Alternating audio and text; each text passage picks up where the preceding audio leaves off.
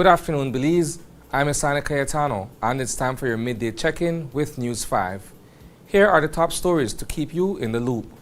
Kaya South Area Representative Julius Espat submits his 13th Integrity Report. But what about his colleagues in public office? The Joint Public Accounts Committee remains without a chair. And Belize is eliminated after falling to Costa Rica in Gold Cup qualifier. These stories and more are coming up in just 1 minute. In the face of tragedy, you depend on accurate and timely information. In times of triumph, you seek to be inspired. You demand transparency and accountability. Your desire is to know and to understand, to be heard and seen. I take pride in telling stories that safeguard communities. Your dedication and success live on through these reports. Getting to the truth is my duty. My unwavering commitment is to tell the stories that matter the most to you. I am News 5.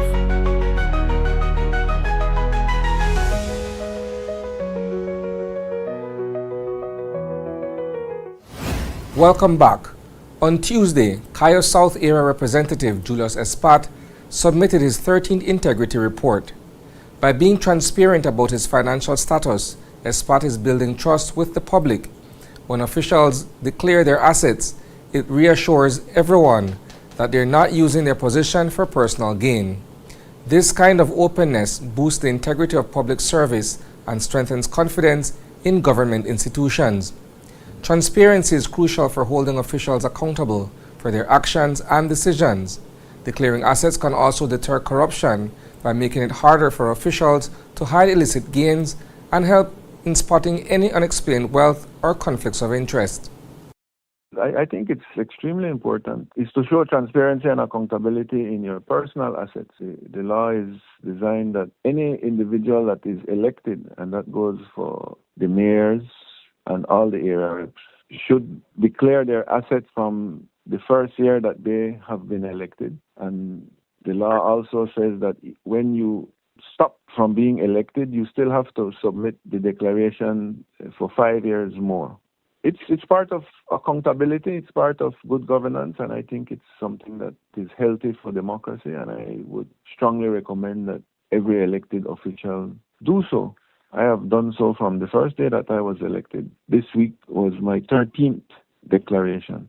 And there are penalties, if I'm not mistaken, there are penalties of $100 a day from the date that you haven't handed in your last declaration. I don't believe it. Anybody has been charged with it, but that's the law.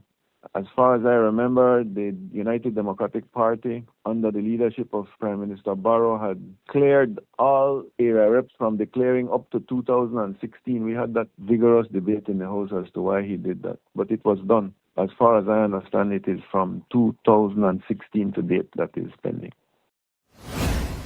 The Joint Public Accounts Committee is currently without a chair. As the only House committee led by the opposition, the United Democratic Party still needs to appoint someone to head this important group. The Public Accounts Committee, PAC, plays a vital role in the legislature, ensuring that public funds are spent efficiently and legally. After conducting their investigations, the PAC reports their findings to the legislature, often recommending ways to improve financial management and accountability.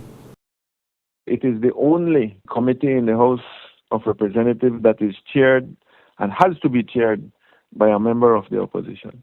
So for the last 4.5 years where we were in government, Honorable Tracy was the chair until the end when she was ousted by the last leader. And so they had really no participation in PAC for the last, I'd say maybe the last 6 months or a year. So we are now awaiting for the new leader of the opposition to appoint a new chair. I was a member for the last session, and I'm also awaiting to see who the Prime Minister will appoint this time on the government side.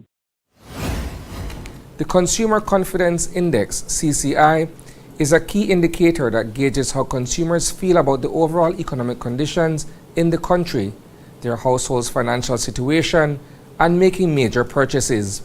It gives an early glimpse into future household spending, investing, and saving habits. Since household spending is a major driver of the economy, the CCI can also hint at future economic growth. The CCI is measured on a scale from 0, completely pessimistic, to 100, completely optimistic. Generally, a score above 50 means consumers are feeling more positive about the economy and their own financial prospects. Diana Castillo, the Director General of the Statistical Institute of Belize, explains more. Consumer Confidence Index, this is done by a survey called the Consumer Sentiment Survey.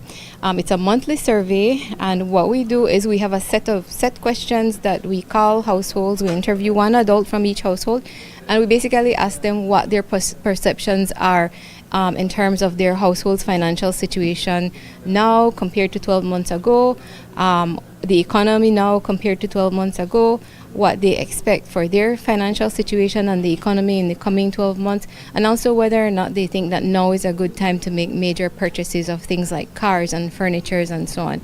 So the purpose of this then is to gauge how consumers are feeling, how optimistic they are, generally about the economy and where they see their household situation in the next year. And the idea is that this optimism normally translates into consumer behavior in the near future. So if consumers are optimistic, they might be more willing to spend, and the more they spend, this stimulates growth in the economy. So consumer sentiment is actually an early indicator of what will likely happen in the economy in the near future. I can't say exactly why people feel the way they feel, just that this is what we're tracking. And so for the past several months, what we've been tracking is that there has been a general improvement in consumer sentiment. People have been getting less and less pessimistic, and in general, we actually crossed the threshold into optimistic. Belize's national football team is out of the CONCACAF Gold Cup after a tough loss to Costa Rica on Tuesday night.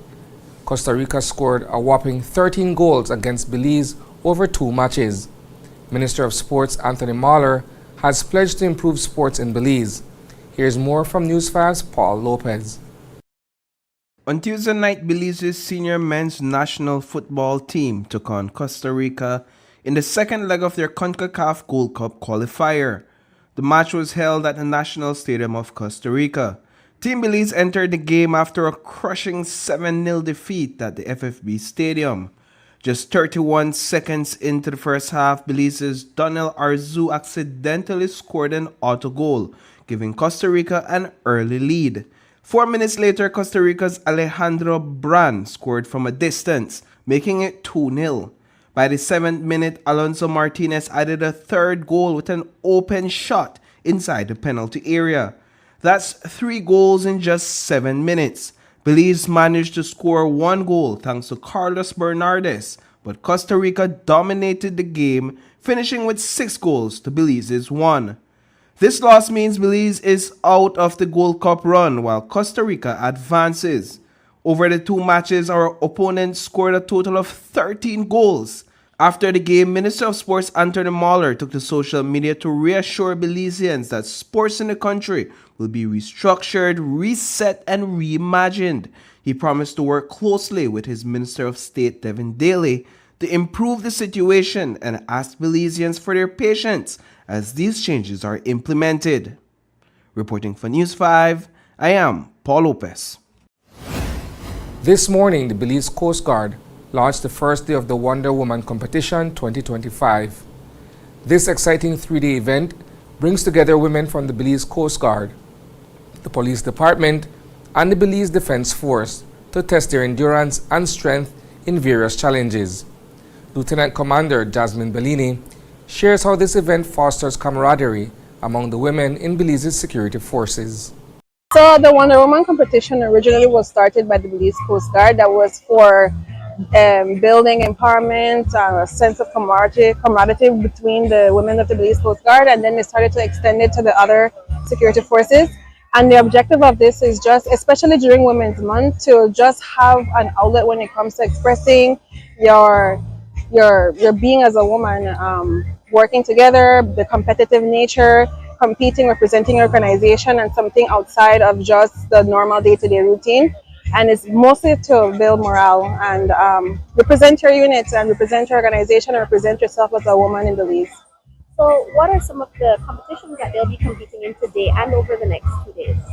So this is a 3-day competition. So for the first day in the morning, they're going to be doing the Coast Guard APFT. So it constitutes of push-ups, sit-ups, pull-ups, and a 2-mile run, best effort. And in the afternoon, they're going to be doing a 1-mile swim and a 2-mile run. For the subsequent days, they're going to be doing a 6-mile run. We're going to be doing crucible, medley, march, and shoot. And the best team, the team that has the best effort when it comes to points, they're the one that takes home the trophy as the Wonder Woman Challenge winners. That's a wrap for the news at noon. But don't worry, there's plenty more coming your way at 6 p.m. We'll dive deeper into these stories and more. In the meantime, visit channel5belize.com and follow us on Facebook for real-time updates. And don't miss Open Your Eyes tomorrow morning for fresh takes on today's headlines. Thanks for tuning in, Belize. Stay informed, stay inspired, and have a fantastic afternoon.